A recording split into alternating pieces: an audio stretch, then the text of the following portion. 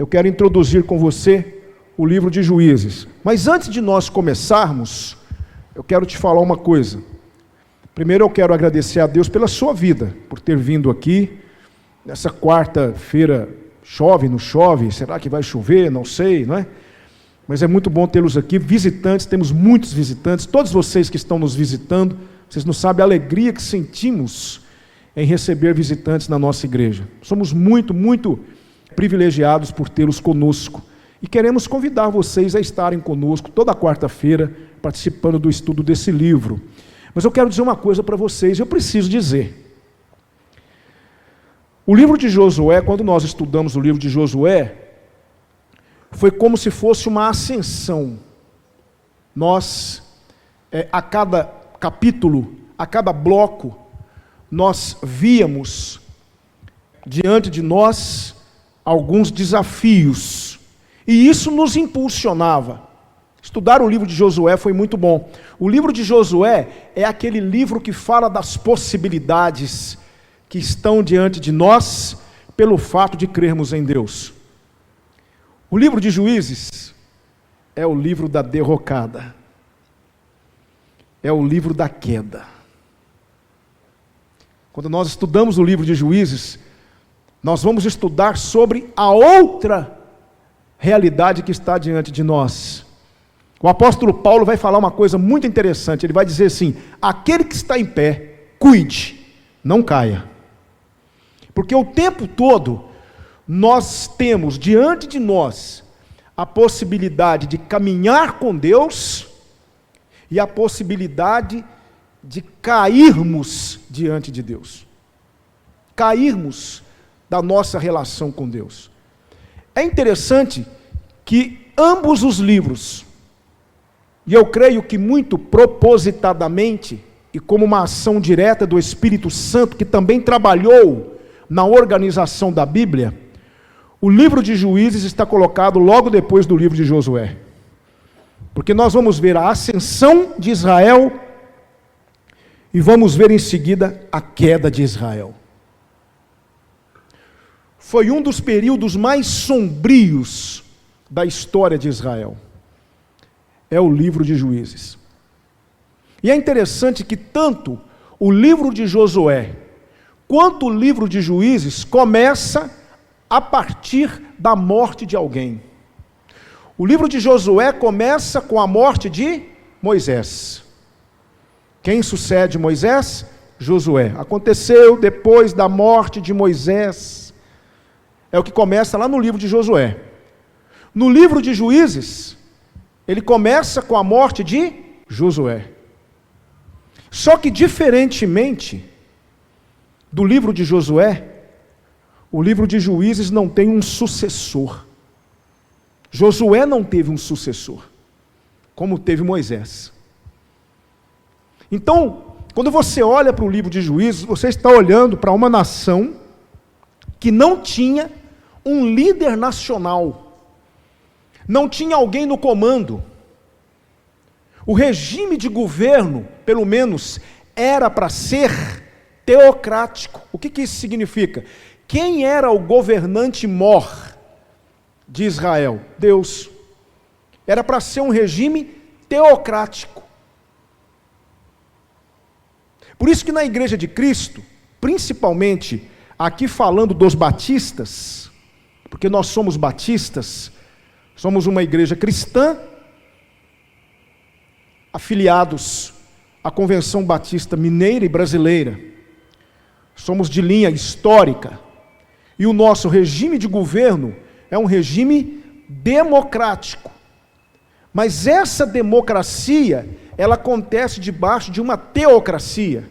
Deus governa a igreja através de sua palavra. O governante mor da igreja é o Senhor Jesus Cristo, não é o pastor. Na Igreja Batista, o pastor não é o comandante, não é o chefe, não é o dono da igreja. Ele é um servo que Deus separa para servir a igreja. Por isso que o pastor é servo dos servos de Deus. É diferente. Então, quando nós vamos para o livro de Juízes, eu estou te dando hoje, de forma introdutória, algumas informações para que você possa ter uma visão do todo do livro. O livro de Juízes nos fala de um período de aproximadamente 410 anos. É isso mesmo, foram 410 anos. Aproximadamente 14 juízes que governaram Israel. E quem eram os juízes? A palavra juiz aqui, meu querido irmão, minha querida irmã, é do hebraico sofetim. Não é um juiz nos moldes de hoje, um juiz que está sentado num tribunal, que tem diante de si a prerrogativa de julgar e de dar vereditos. Não é esse juiz, não é essa característica. Juízes aqui tem o sentido de governador. Eram governadores que Deus levantava com a incumbência de livrar o povo da opressão de algum inimigo. Então, só para que você tenha uma ideia do que é o livro de Juízes. Quando você lê esses 21 capítulos do livro de Juízes, ali nós temos 410 anos. O livro de Juízes é a ponte, é aquele livro que vai apontar para o segundo período muito importante da vida de Israel, que é o período da monarquia. É quando surgem os reis, quando surgem aqueles que vão governar de fato, aqueles que vão liderar de fato, humanamente falando, a nação.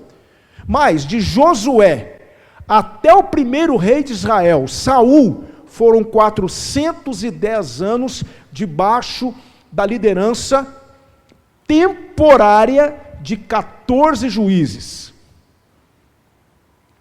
Então eu estou te dando essa informação para que você possa ir entendendo o enredo de Juízes. Os irmãos vão perceber aqui, estudando o livro de Juízes, o livro de Juízes tem essa característica de mostrar de forma muito clara. Eu sempre falo isso com vocês, perdoe-me se eu estou sendo repetitivo, mas eu sou uma pessoa muito contemplativa.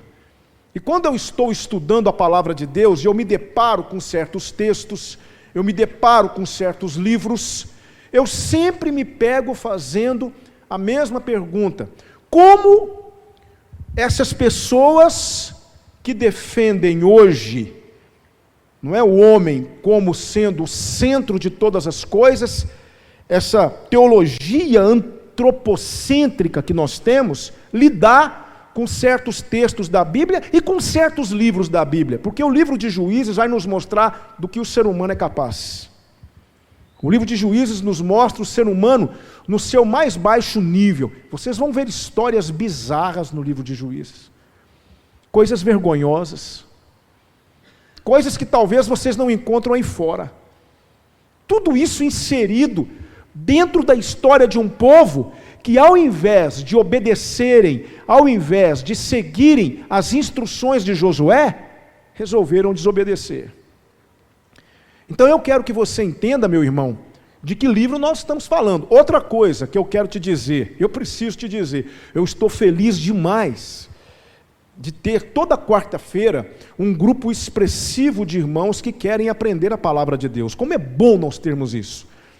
E eu estou muito feliz de hoje termos tantas vidas aqui para conhecerem o livro de Juízo. Mas eu preciso te dizer uma coisa: se você acha que, vindo às quartas-feiras, ouvir o estudo de Juízes, você vai sair daqui se sentindo o melhor dos melhores, se sentindo, não é, a cereja do bolo, eu quero te dizer, não venha no estudo de Juízo, porque pelo contrário, nós vamos sair daqui humilhados, angustiados, deprimidos, tristes, por saber do que nós somos capazes, porque o livro de Juízo é um retrato de nós mesmos.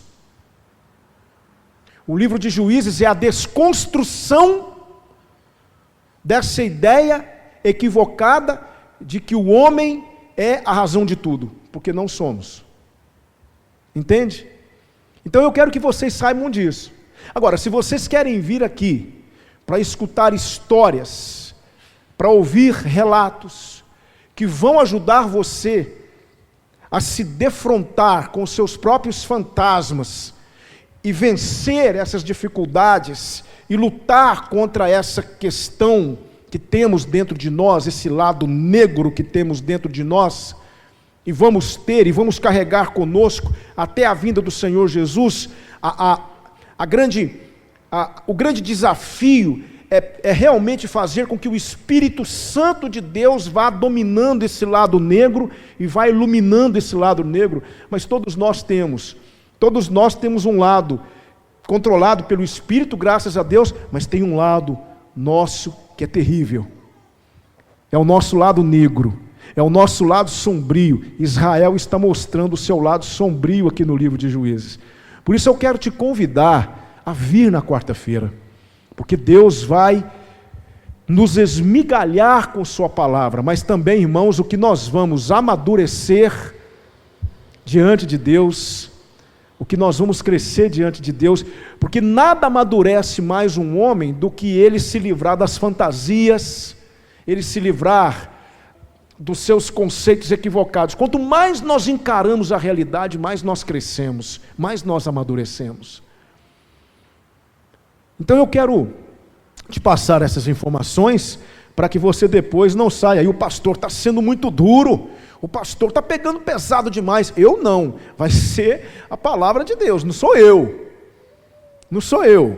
Então eu queria te apresentar a ideia central do livro de Juízes. A ideia central do livro de Juízes é o seguinte: a misericórdia de Deus em resposta à rebeldia do povo. O que você vai ver no livro de Juízes? Duas questões: a misericórdia de Deus, o tempo todo Deus manifestando a sua misericórdia, e do outro lado você vai ver o tempo todo o povo sendo rebelde. Essa é a ideia central do livro de Juízes. E eu queria te apresentar agora uma estrutura do livro. Qual é a estrutura do livro de Juízes? Queria te mostrar algumas coisas muito importantes aqui. Veja só, aqui nós temos a estrutura do livro, uma cronologia, algo que aconteceu e quantos anos durou cada período. Ali nós temos do lado esquerdo, no meu lado esquerdo, nós temos os capítulos, e de cá nós temos o nome, não é, dos inimigos, dos juízes, e o período que eles reinaram, e o período que eles governaram, e o período de escravidão. Nós temos ali no capítulo 3, versículo 8, a servidão a Cusã-Risataim, que durou 8 anos.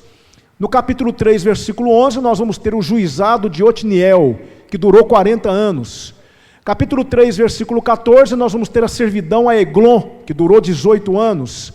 Depois, no capítulo 3, versículo 30, nós vamos ter a paz depois da derrota de Moabe, 80 anos.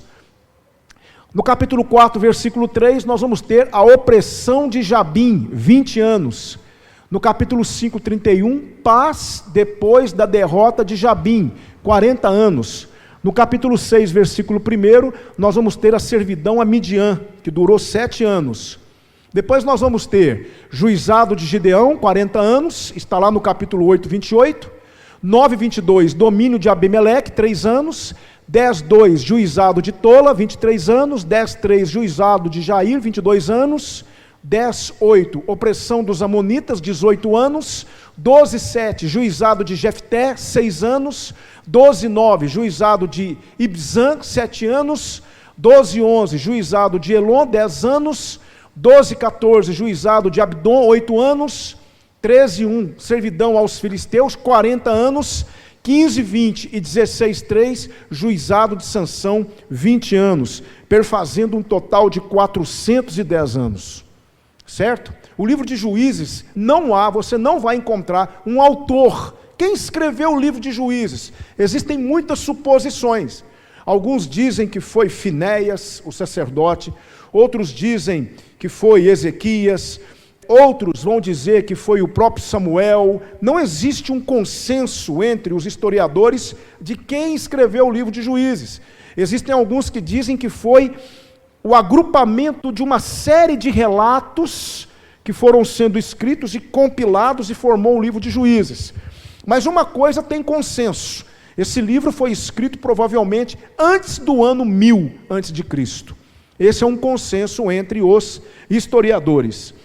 Feito isso, eu quero agora aprender com você pelo menos 4 grandes verdades no livro de Juízes. É aqui que eu vou me concentrar nessa noite. 4 grandes verdades. É aqui que entram as lições para a nossa vida. Nessa introdução do livro de Juízes, o que eu posso aprender de forma geral, de forma ampla, de forma panorâmica? Eu quero aprender com você no livro de Juízes 4 grandes verdades. A primeira verdade que nós vamos aprender aqui é essa: este livro nos ensina sobre a necessidade de termos ordem e organização. Escute, voltando ao versículo que lemos nessa noite: naqueles dias não havia rei em Israel, porém cada um fazia o que parecia reto aos seus olhos. Queridos, Israel estava uma bagunça depois da morte de Josué. Como não havia um líder nacional para organizar as coisas, Israel começou a viver um período onde cada um era o seu próprio juiz, cada um fazia o que bem parecia aos seus olhos. Não havia uma organização nacional, não havia ordem em Israel. E isso mostra, o livro de Juízes mostra o porquê de termos na igreja ordem e decência. Paulo vai dizer isso lá em 1 Coríntios capítulo 14, versículo 40. Faça tudo com decência e com ordem.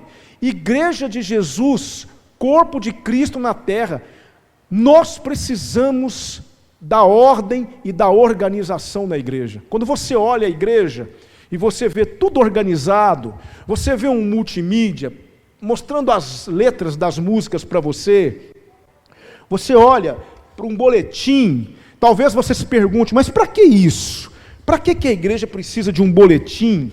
Para que nós temos que ter aqui textos bíblicos escritos no boletim, alguns hinos aqui? Por que tem isso na igreja? Por que isso é necessário? É justamente para fazer valer essa questão da ordem e da decência na igreja. Quando você lê o livro de Juízes, você percebe como a falta de ordem, de organização é nocivo até mesmo para as questões espirituais, irmãos. Entende? Nós precisamos, aqui como batistas eu falo para vocês, principalmente vocês que estão nos visitando, vocês que estão chegando agora, eu falo para vocês, as coisas de Deus precisam ser feitas com capricho. As coisas de Deus, confesse, como é bom você estar num lugar organizado, é ou não é verdade? Como é bom você ir a um local onde você percebe-se organização, ordem, capricho. Eu gosto disso. Eu não estou falando de luxo, eu não estou falando de riqueza, mas é bom você estar num lugar organizado. É bom você ir a um lugar onde se cumpre horários. Eu gosto disso. Eu sou muito criterioso com essa questão de horário. Eu sou chato, às vezes eu chego a ser chato com a questão de horário, porque para mim, irmãos, as coisas têm que ter ordem, tem que ter organização, sabe? Infelizmente, irmãos, hoje nós vivemos num mundo bagunçado, sim ou não? Nós vivemos num mundo bagunçado, nós vivemos num mundo à revelia, um mundo onde não se tem ordem, um mundo onde há uma liberdade nociva sendo dadas aos seres humanos e cada ser humano mostrando do que é capaz. É muito importante nós nos atentarmos para a necessidade de termos ordem na igreja. A igreja tem ministérios, é bom sabermos disso. Nós temos um ministério que cuida das crianças, elas estão lá em cima com monitores, ensinando-as, orientando-as acerca da palavra de Deus. Vai dizer para mim que não é bom você levar seu filho para a igreja e você ficar no templo cultuando a Deus, sabendo que seu filho está ouvindo a palavra de Deus lá no ministério infantil? Isso é muito bom. E somente uma organização pode tornar isso possível. Nós temos um ministério que cuida da área musical da igreja, Nós temos um ministério que cuida da área de multimídia da igreja, ministérios que talvez nem estejam nas listas de ministérios da palavra de Deus, mas são ministérios necessários. Por quê? Porque eles contribuem para a ordem, para a organização na igreja. É muito bom, irmãos, termos tudo organizado, termos tudo certinho. É muito bom você poder, quando você chega no supermercado, para mim um grande exemplo de organização é o supermercado. Você chega no supermercado, você vai na prateleira, você sabe exatamente que naquela prateleira você vai encontrar enlatados. Aí você vê todas as qualidades de enlatados. E aí você vai ver no supermercado várias opções de milho verde, várias opções de extrato de tomate, várias opções de ervilhas. Aí você pode pegar a marca, ver o preço, os preços respectivamente ali, cada um na direção daquele produto.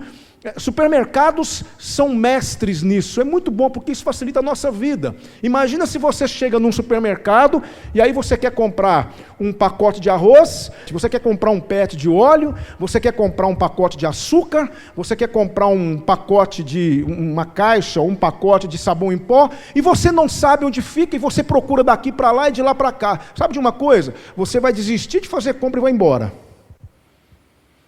Então os supermercados, eles sabem disso, então eles organizam tudo para você, e eles colocam tudo setor por setor. Quando você vai numa loja de calçados, você encontra uma seção com sapatos masculinos, você encontra uma seção com sapatos femininos, você encontra uma seção de calçados infantis, você encontra uma seção onde se vende meias, onde se vende cintos, você encontra tudo organizado. Para quê? Para facilitar a sua vida. Organização facilita a nossa vida, ordem facilita a nossa vida. Aí eu pergunto para vocês, por que na igreja de Cristo tem que ser tudo do jeito que cada um sente, tem que ser tudo espontâneo, não pode ter hora para começar, não pode ter hora para terminar, não pode ter uma ordem de culto, vamos deixar o Espírito agir, me perdoe, mas eu discordo, porque o Espírito Santo de Deus não trabalha no meio da bagunça. Até para cultuar a Deus, nós temos que ter ordem, nós temos que ter organização, nós temos que ter princípios que defendam realmente essa visão que o mundo tem e deve ter da igreja, que aqui nós temos um povo ordeiro. É por isso que aqui na igreja você encontra tudo organizado. Nós temos um departamento administrativo que administra os recursos financeiros da igreja. Nós temos um contador, nós temos uma tesoureira, aliás, duas tesoureiras. Nós temos alguém para cuidar da contagem dos dízimos, alguém que vai lá para o fundo, faz uma contagem, assina-se um protocolo. Ali assina-se um protocolo, esse valor vai para o banco, tudo organizadinho. Nós temos assembleias onde nós prestamos conta de tudo aquilo que entra e sai. Por quê? Porque as coisas de Deus precisam ser organizadas. Nós precisamos ter ordem e decência nas coisas de Deus. E essa ordem e decência, ela passa por todas as esferas da igreja. E é assim que nós temos que tratar as coisas de Deus. Seja no culto coletivo, seja no meu culto individual. Até no meu culto individual nós temos ordem, nós temos organização. Temos aquele momento que nós vamos ler a Bíblia, temos um momento de orar, de colocar diante de Deus os nossos pedidos. Irmãos, como é bom vivermos num ambiente organizado. Como é bom. E como é bom você chegar num ambiente, você perceber que está tudo ali organizado. Pessoas felizes para te atender. Pessoas que fazem caso de você, pessoas que vão te receber bem. Eu estava com um pastor, agora quando eu fui em Atibaia participar do treinamento lá em Atibaia, no mês de novembro, nós estávamos lá e eles montaram um stand para oferecer instrumentos musicais. E nós chegamos lá, caixas de um lado, caixas de outro, alguns vendedores conversando, e o pastor queria comprar um suporte para colocar um teclado, e ele foi conversar com o vendedor, e o vendedor falou assim, olha, eu tenho um aqui, eu queria saber se você tem um suporte. Ele disse lá a marca, eu não me lembro, e o vendedor olhou para o pastor e falou assim, eu tenho um ali, mas é muito caro. Foi assim que o vendedor falou, nós temos um ali, mas é muito caro. Não, mas o pastor não está perguntando se é caro, o pastor está perguntando se tem. Não, temos ali, mas é muito caro. Sabe o que o pastor fez? Obrigado, amigo. Saiu, o rapaz perdeu uma venda. Porque não é assim que se trata as pessoas. Igreja não pode ser diferente. Nós recebemos visitantes aqui todos os cultos. Você chegou perto de alguém hoje, um visitante, alguém, uma cara nova, cumprimentou. Nós temos que mostrar para os visitantes que eles são bem-vindos, que nós os amamos. Eles têm que se sentir bem em nosso meio. Tudo isso diz respeito ao quê? Organização. E para se ter organização, nós precisamos ter o quê? Lideranças que entendam isso. Lideranças que queiram nos ajudar a organizar as coisas. Então, o que é que faltava em Israel nesse período de 410 anos? Alguém para organizar as coisas. Alguém para colocar as coisas em ordem. Israel estava uma bagunça. Cada um fazia o que parecia bem aos seus olhos. Meus queridos irmãos, com todo respeito, me perdoem. Eu não quero aqui de maneira nenhuma parecer ser alguém intransigente, não é minha intenção. Mas eu e minha família, em janeiro desse ano, estávamos de férias na Bahia e fomos participar de um culto numa igreja. Não conseguimos ficar 10 minutos lá dentro. Sabe por quê? Desorganização. Sim ou não, meu bem? Não conseguimos ficar. Tudo desorganizado, uma coisa estranha. Nós temos que ter organização na hora que formos cantar louvores a Deus. Temos que ter organização. O louvor tem que ter um sentido, tem que ter um porquê.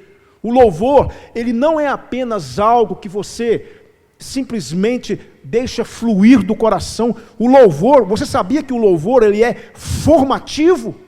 O louvor é formativo. O louvor é uma pregação, sabiam disso? O louvor é uma pregação. Não é raro, às vezes, eu ouvir que pessoas foram tocadas pelo louvor da igreja, tocadas pela música da igreja. O louvor é formativo. Ele não é apenas uma música que você canta exteriorizando um sentimento no coração. Tudo na igreja tem que ter ordem. E me desculpe, eu não consegui ficar 10 minutos na igreja.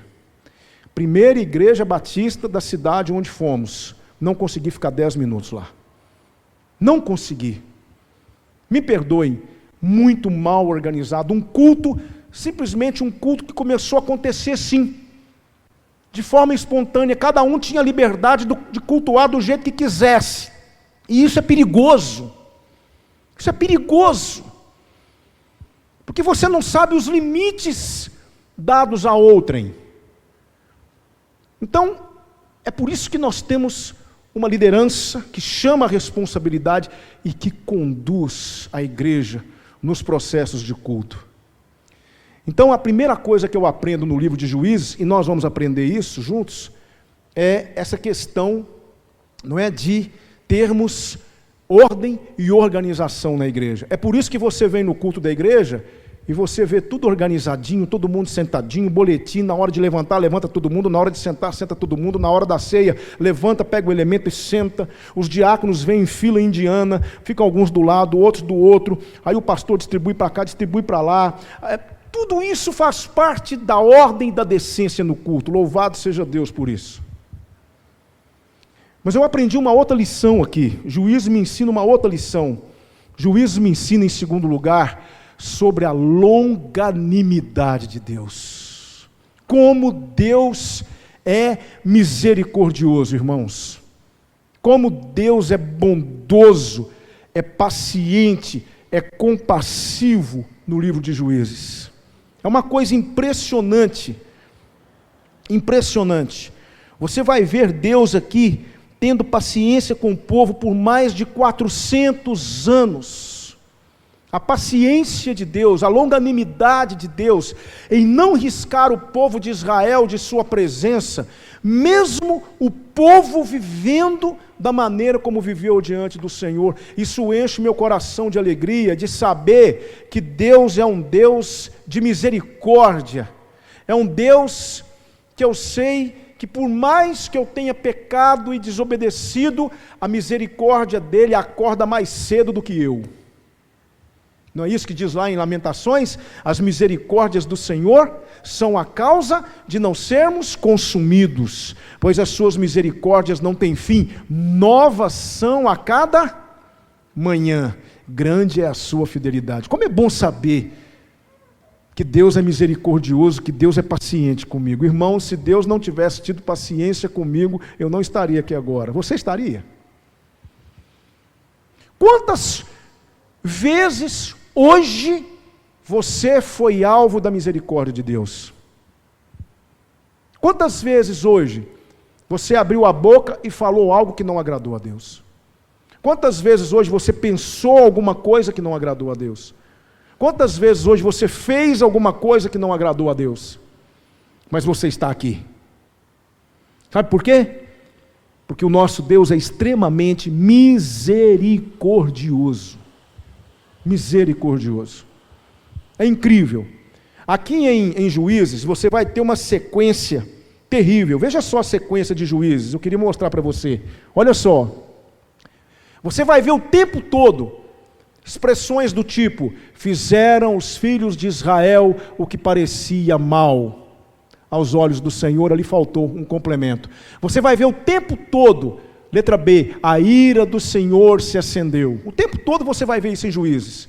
O tempo todo você vai ver, os filhos de Israel clamaram ao Senhor e...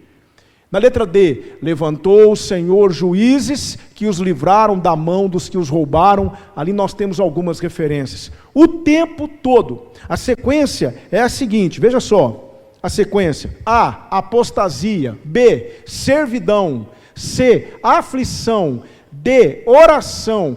E, libertação. Você vai ver a apostasia do povo, o povo se afastando de Deus, porque apostasia é isso, o povo se afastando. Aí você vai ver o povo sendo escravizado, servidão. Nessa servidão você vai ver o povo ficando aflito. Na aflição eles oram, aí Deus ouve e levanta um juiz para livrá-lo das mãos dos seus inimigos. O tempo todo isso está presente no livro de Juízes. E isso é uma lição para nós, porque é assim que nós vivemos diante de Deus. É assim que nós vivemos. Nós nos afastamos de Deus quando queremos tomar uma decisão por nós mesmos, aí aquilo dá errado, entramos em aflição, oramos a Deus, Deus ouve a nossa oração e providencia um meio para resolvermos aquela questão. Isso acontece o tempo todo conosco. Sabe o que é isso? Misericórdia de Deus. O nosso Deus é um Deus misericordioso. Isso está presente de forma clara no livro de Juízes. A misericórdia do Senhor. Queridos, é muito importante pensarmos sobre essa questão da misericórdia, porque quando nós falamos de misericórdia, de longanimidade, isso não significa que Deus é conivente com o erro. Você vai ver no livro de Juízes que todas as vezes que o povo se entregava à idolatria, se afastava de Deus, Deus permitia que uma nação se levantasse e escravizasse o povo. E ali eles sofriam 10, 15, 20 anos de sofrimento. Aí o povo orava, Deus na sua misericórdia levantava um juiz e libertava o povo. Aí o povo ficava 10, 15, 20 anos em paz. Aí o povo se esquecia do Senhor, caía de novo no pecado. Esse é o enredo do livro de Juízes. Mas não significa que a misericórdia de Deus é conivência. Deus não é conivente com o pecado. Se você pecar, se você errar, se você falhar com Deus, mesmo te amando, mesmo sendo misericordioso, não dando a você o castigo que você merece, porque isso é verdade. Quando Deus nos castiga, quando Deus nos corrige, Ele não faz aquilo que merecemos, Ele faz bem menos do que merecemos. É a mais pura verdade, mas Ele não é conivente com o erro. A Bíblia diz que Ele não se deixa escarnecer. Aquilo que o homem plantar, isso Ele também vai colher. Então nós temos que ficar atentos, porque muitas vezes nós estamos colhendo os frutos da nossa desobediência e questionamos a Deus o porquê. Sabe por quê? Porque Deus te ama. Sabe por que Deus deixa você colher o fruto do seu erro? Porque Deus te ama. Um pai pune o seu filho, ele não faz isso por maldade. Levanta a mão aqui, pai.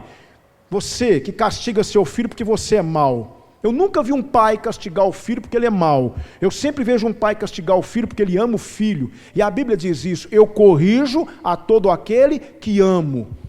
E muitas vezes Deus permite que nós passemos por algumas situações porque Ele nos ama. E quando Ele deixava Israel cair nas mãos dos amonitas, dos filisteus, dos midianitas, dos ismaelitas, é porque Ele amava Israel e Ele não tinha outra forma de corrigir Israel. É por isso que no Antigo Testamento, você olha para o Deus do Antigo Testamento, parece que ele é diferente do Deus do Novo, mas não é. É o mesmo Deus. Porém, Deus agia de acordo com a situação. E havia situações em que o povo de Israel tinha que passar por uma lição, e essa lição doía.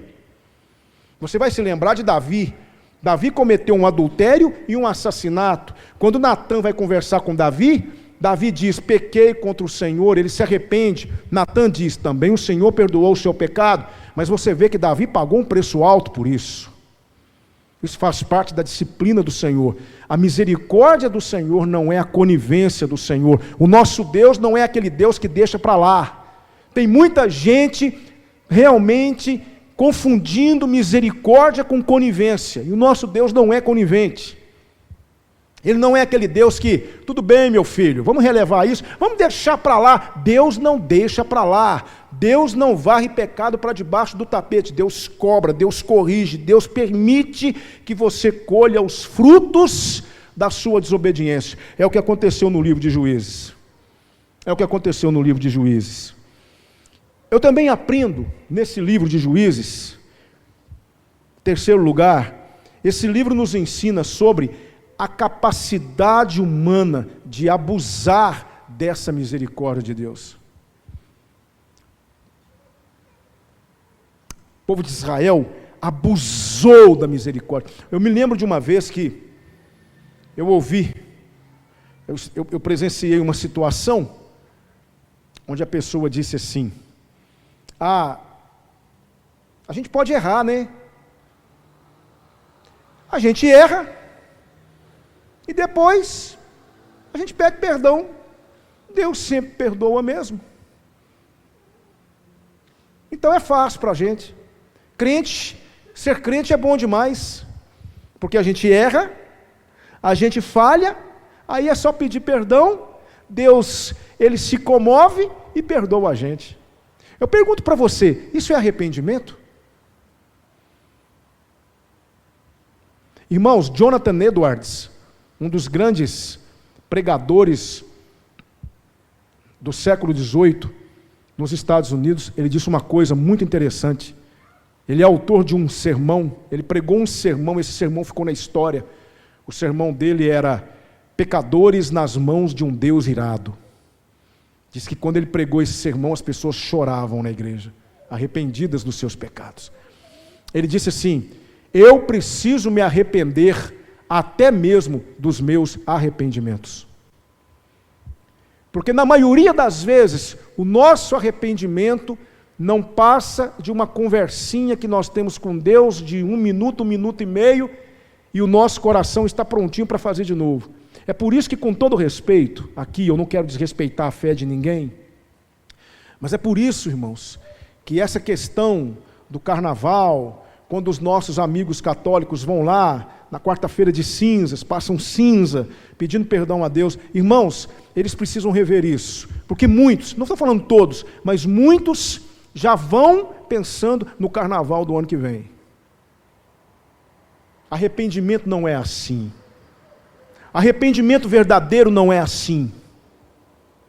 Arrependimento verdadeiro é algo que te faz refletir sobre o seu estado diante de Deus, e aquilo cria um impulso para que você não faça mais, para que você não erre mais. O arrependimento verdadeiro, ele precisa produzir em você um desejo de corrigir o seu pecado. Se você está pecando diante de Deus, e de repente você tem um sentimentozinho de tristeza no coração, e você vai pedir perdão a Deus, já pensando em fazer de novo, porque aquela confissãozinha que você apresentou para Deus, te deu aí uma sensação de alívio, cuidado com isso, porque arrependimento não é isso. Lembre-se de Judas Iscariotes. que aparentemente havia se arrependido de ter entregue Jesus Cristo, jogou as moedas para os sacerdotes, mas ao invés de ir pedir perdão para Deus, ele foi se matar. O que Judas teve, na verdade, não foi arrependimento, o que ele teve foi um remorso, que corroeu o coração dele, porque ele viu o tamanho da bobagem que ele havia feito. Queridos irmãos, cuidado com esse arrependimento superficial que nós temos colocado diante de Deus, que não nos leva a mudar atitudes diante de Deus. A palavra grega para isso é metanoia. O que é metanoia? Mudança de mente. Arrependimento que não produz metanoia em você, que não produz mudança de mente em você, não é arrependimento. Não é. Metanoia é mudança de mente, mudança de atitude, é um esforço sobre-humano para não cometer aquele erro de novo. Você pode até cometer por um descuido, por uma fraqueza, mas você vai trabalhar contra aquilo de forma veemente, até que você consegue superar aquele problema. Então, quando não há metanoia, quando não há mudança de mente, quando não há mudança de comportamento, quando não há intenção de mudar, não é arrependimento, irmãos, não é, e isso é um abuso da misericórdia de Deus. É isso que você vê no livro de Juízes. Ó Senhor, nós estamos aqui, sendo escravizados pelos midianitas, socorre-nos, Senhor. E aí Deus levanta Gideão, e Gideão, com toda a sua timidez, com toda a sua dificuldade, Gideão vai lá e vence os midianitas com 300 soldados, e fica um tempo em paz. De repente, o povo cai no pecado de novo, e aí faz a mesma coisa: Senhor, nós estamos em apuros, ajuda-nos. E Deus então, misericordiosamente, levanta outro líder, o povo fica um tempo servindo ao Senhor, de repente cai na mesmice. Esse é o livro de Juízes, e essa é a nossa capacidade, irmãos. É por isso que nós temos que rever. Quando estamos diante de Deus, pedindo perdão a Deus e falando: Senhor, me perdoe, me perdoe, me perdoe, tem havido arrependimento verdadeiro no coração? Tem havido metanoia no nosso coração? Você está realmente disposto a abandonar essa prática quando você está pedindo perdão a Deus? Se não está, bem lá no fundo, e nós precisamos orar para que Deus nos mostre a verdade. Senhor, revela para mim o meu coração, porque de repente eu estou achando que estou sendo sincero, mas não estou. E se não há arrependimento, se não há metanoia, se não há mudança de mente, irmãos, há um abuso da misericórdia de Deus, e ninguém faz isso e fica impune. É o que você vai ver no livro de Juízes daqui para frente. As inúmeras vezes que nós vamos ver o povo caindo em desgraça, se tornando escravo, pedindo perdão, pedindo livramento, Deus livrando, e o povo caindo de novo, e de novo, e de novo, e de novo. Essa é a nossa realidade. É por isso que Paulo vai dizer: rogo-vos, pois, irmãos, pela compaixão de Deus, que apresenteis os vossos corpos como sacrifício vivo, santo e agradável a Deus, que é o vosso culto racional. Não vos conformeis com esse mundo, mas transformai-vos pela renovação do vosso entendimento, para que experimenteis qual seja a boa, agradável e perfeita vontade de Deus. Se não houver metanoia, se não houver arrependimento verdadeiro, não haverá perdão verdadeiro, e você está em falta diante de Deus. Cuidado com isso. Deus não vai passar a mão na sua cabeça. Você pode esconder de mim, pastor, você pode esconder do irmão que está do seu lado, mas Deus está vendo a vida que você tem vivido, a vida que muitas vezes nós temos vivido de aparência, aparentamos ser uma coisa, mas na verdade somos outra. Deus está vendo, irmãos. Por isso a palavra de Deus para nós nessa noite é: arrependei-vos. Arrependei-vos verdadeiramente. Se você tem que abandonar um pecado na sua vida, abandone de uma vez. Não fique brincando com Deus, não fique abusando da misericórdia de Deus, porque uma hora Ele vai acertar as contas com você. E tem mais: existe um ser por aí diabólico, um ser destrutivo, que é Satanás, um ser cujo próprio nome já diz tudo, enganador. Esse ser, ele pode dar a você uma falsa sensação de segurança. para que você ache que está tudo bem entre você e Deus, e você continue vivendo do jeito que você sempre viveu. Cuidado, peça ao Senhor para mostrar para você a sua realidade espiritual diante dEle, para que haja uma verdadeira metanoia, para que haja um arrependimento genuíno, para que você caia de joelhos, pedindo perdão e abandonando o seu pecado de uma vez por todas. Não vá seguindo o exemplo de Israel, porque Israel abusou da misericórdia de Deus, e tem muita gente abusando da misericórdia de Deus, tem muita gente abusando, tem muita gente brincando com o pecado, pecando, aproveitando, fazendo tudo que tem direito, e depois vai para a igreja, dá uma oferta, canta uma música e vai embora, como se tudo estivesse bem entre essa pessoa e Deus. Cuidado, tem que haver metanoia, tem que haver mudança de mente, tem que haver arrependimento, porque senão, irmãos, vamos ser surpreendidos pelo juízo de Deus. Deus vai nos chamar a juízo. A Bíblia diz em Eclesiastes 12:14, Deus trará a juízo toda a obra, quer sejam bom, até aquilo que está oculto, quer seja bom, quer seja mal. Lucas 12 vai dizer o seguinte, Lucas capítulo 12 vai dizer o seguinte: não há nada encoberto que não haja de ser descoberto, nem nada oculto que não haja de ser sabido. Um dia Deus vai trazer à tona todos os seus pecados que você anda escondendo. É por isso que você tem que confessar o quanto antes, abandonar o quanto antes, mudar o quanto antes. Não vá na lição de Israel, não abuse do perdão de Deus, não abuse da misericórdia de Deus, porque o dia que Deus resolver chamar você para um acerto de contas e mostrar para você, mostrar para mim, mostrar para cada um de nós quem somos verdadeiramente, irmãos, vai ser o pior dia da nossa vida. O pior dia. Israel abusou da misericórdia de Deus, é o que o livro de Juízes está nos dizendo. E eu encerro essa exposição hoje, da introdução ao livro de Juízes, com a última lição. Em quarto e último lugar, este livro nos ensina que Deus não quer talento, Deus quer entrega.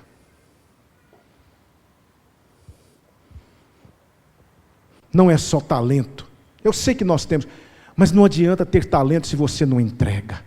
E entregar é muito mais do que pôr o seu talento para funcionar, porque muitas vezes nós podemos estar colocando o nosso talento para funcionar para nós.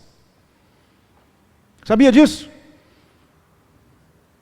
Muitas vezes eu posso estar cantando na igreja para receber elogio das pessoas, louquinho para acabar o culto e chegar um irmão perto de mim e falar assim: rapaz, mas você canta bem demais. E eu: olha só que coisa boa, é mesmo.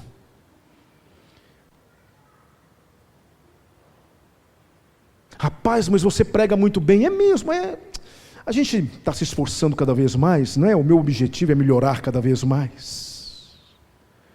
Cuidado, pôr o talento para funcionar não significa que você se entregou para Deus. Você pode ter muitos talentos e está colocando esse talento para funcionar para você, para que alguém chegue perto de você, te dê uma... Existem pessoas que são movidas a elogio. Eu me lembro de Jesus, muitas vezes, realizando milagres. O que ele fazia? Não conte a ninguém. Outras vezes ele saía, porque ele estava consciente de que a glória deve ser dada somente a Deus. Cuidado, irmão. Cuidado com esse inimigo ferrenho que nós temos, chamado ego, chamado orgulho, chamado vaidade. Não faça para mostrar que você sabe fazer, faça para a glória de Deus. 1 Coríntios 10:31. Portanto, meus amados irmãos, quer comais, quer bebais, ou façais qualquer outra coisa, fazei tudo para a glória de Deus. O nosso propósito é viver para a glória de Deus. Então você vai ver aqui, olha só que coisa, se você vai ver no livro de Juízes. Sansão era mulherengo. Era ou não era? Sansão era mulherengo. Ficou lá todo apaixonado por Dalila. Antes já tinha entrado numa enrascada com uma mulher filisteia. Agora caiu nos laços da Dalila. E o que mais me chama atenção em Sansão, pelo amor de Jesus, nós vamos ver isso quando formos estudar Sansão.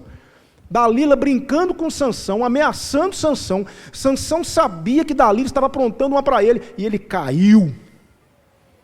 Um dos homens mais fortes que já pisaram nessa terra, caiu pelos encantos de uma mulher filisteia. Sansão era mulherengo, mas quando esse homem resolveu se entregar para Deus, Deus usou. Gideão era o quê? Gideão era medroso, tímido, inconstante, instável. Mas quando ele resolveu se entregar para Deus, Deus usou. E Jefté? Jefté era renegado, a família não quis, expulsou ele, os irmãos expulsaram ele. Era um homem que vivia fugindo, virou um mercenário. Mas quando esse homem resolveu se entregar para Deus, Deus usou. Sabe, irmão, não vale ter talento, não adianta ter talento somente. Você tem que se entregar. Você tem que se entregar. Conta-se uma história de um missionário que foi pregar o evangelho numa tribo indígena da África. E lá nesse processo de evangelização, na tribo indígena, ele pregando, um índio entendeu a mensagem do evangelho. E ele falando sobre a necessidade de se entregar para Deus, o índio foi lá dentro da oca dele, pegou a flecha, um arco e uma flecha, e colocou aos pés do missionário, o arco e a flecha dele. O missionário olhou o arco e a flecha e disse assim: isso não serve. Aí o índio coçou a cabeça, foi lá dentro da oca dele de novo, pegou o cachorro dele, um cachorro de estimação que ele tinha, que ele amava muito, entregou o cachorro para o missionário. O missionário disse assim: isso não serve. Ele lembrou, ele tinha um cavalo, índio precisa de cavalo, né? Foi lá, buscou o cavalo, trouxe o cavalo, um cavalo bonito, entregou para o missionário. O missionário: isso não serve. Aí ele caiu no chão e começou a chorar, copiosamente. O missionário olhou para ele e disse assim: isso serve. Isso serve. Eu sei que você tem talentos, eu sei que você tem dons, Deus te deu, a Bíblia diz que Deus deu dons aos homens. Eu sei que você tem algo que pode ser usado em prol do reino de Deus, mas antes de você entregar o seu talento, você precisa se entregar. Porque Deus, Ele quer usar você. Você. Me lembro de um salmo, veja só o salmo.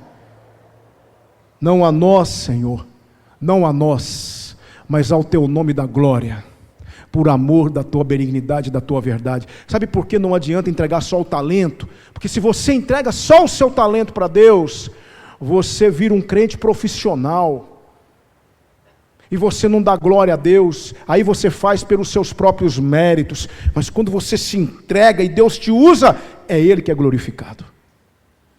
Tem uma frase, e eu encerro aqui, veja só essa frase: torna-me um cativo, Senhor, e então livre serei, força-me a render minha espada, e conquistador serei. Eu quero te fazer uma pergunta nessa noite, para a gente encerrar essa introdução do livro de Juízes. O que você entregou para Deus? Você entregou seu talento, ou você entregou seu coração? Quando você vem aqui na frente entregar uma oferta, e você coloca um envelope, irmão, em nome de Jesus, seu coração está nele? Porque se não tiver, querido, guarda seu dinheiro. Se você está colocando um envelope, olhando para o irmão, de vez em quando acontece isso, não é? As pessoas fazem algumas coisas, tira a foto, vai tirar a foto? Tira para mim, por favor. Espera, deixa eu fazer uma pose. Deixa eu fazer a pose aqui. Isso, pode tirar a foto. Ou então você vai fazer uma filantropia qualquer, e você pega uma colher de sopa. Espera aí, irmão, espera aí que eu vou colocar a sopa aqui na boca da pessoa. Espera aí, pode tirar a foto.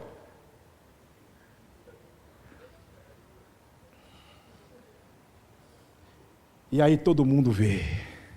E aí você vê aquele monte de palminha. Sabe o que é isso? É entregar só o talento. Talvez você até tenha talento para ser um filantropo. Talvez você tenha até talento mesmo para ajudar as pessoas. Mas antes de fazer isso, entregue-se. Porque tem diferença.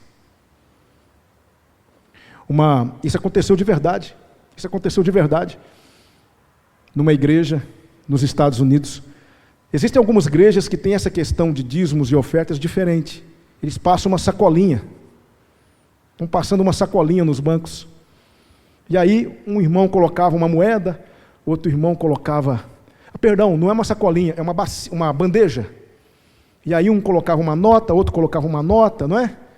E aí outro colocava outra, e foi passando a bandeja, De repente uma menina não tinha dinheiro. Ela pegou a bandeja, colocou no chão e subiu em cima.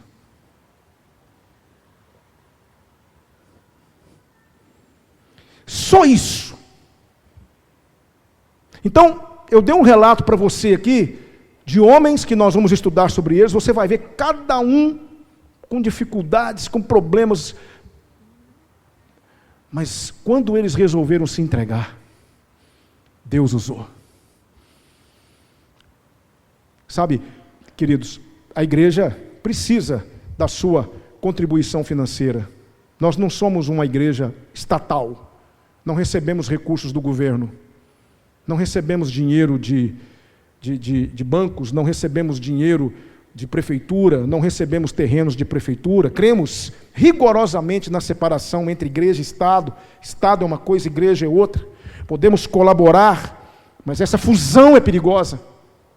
Então a igreja depende unicamente das ofertas dos seus membros, dos dízimos, das ofertas, porque é com esse dinheiro que nós administramos nossa vida. Graças a Deus somos uma igreja séria, que não brinca com isso. Mas mais do que uma oferta financeira, você precisa se entregar ao Senhor. Porque se você não estiver disposto a se entregar, o máximo que você vai receber é um elogio aqui, um elogio ali, umas palmas aqui, umas palmas ali. Então eu aprendo essas lições aqui com Juízes. Deixo para vocês essa introdução.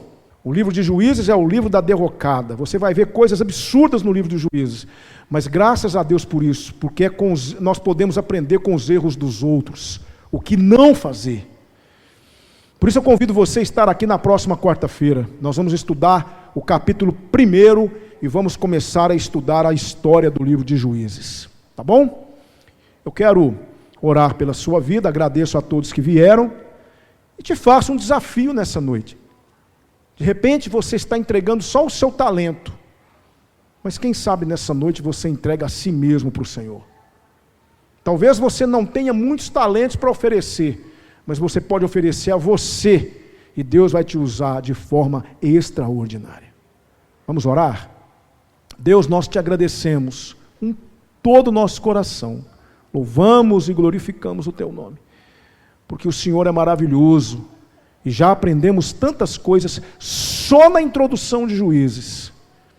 Sabemos que o Senhor vai nos ensinar muito, principalmente sobre aquilo que não se deve fazer. E nós queremos aprender, Senhor, para que possamos ser aceitos por Ti, para que possamos acertar na nossa caminhada com o Senhor. Se há alguém aqui nesta noite que entendeu essa palavra e está se entregando ao Senhor, usa, Senhor, usa para a Tua glória. Se há algum coração aqui que não te pertencia, mas agora pertence, usa, Senhor. Usa, meu Deus, que verdadeiramente possa, a partir de agora, essa pessoa, esse irmão, essa irmã, ser um instrumento do Senhor. Ó Deus, se fôssemos olhar nossa capacidade para fazer a sua obra, ninguém faria, mas quem nos capacita é o Senhor. Mais uma vez, eu faço menção da nossa irmã Michele. Mais uma vez eu te peço por ela. Peço pela cura dela. Peço pelo tratamento do Senhor na vida dela. Que tu assumas esse caso, que tu sejas o médico dela, em nome de Jesus. O mesmo te pedimos para a Adriana, o mesmo te pedimos, ó Deus, para a Marcele, o mesmo te pedimos para a Fabiane. Deus, seja o médico dessas vidas. porque não há médico melhor. Obrigado, meu Deus, pelas alegrias de saber que não estamos sozinhos.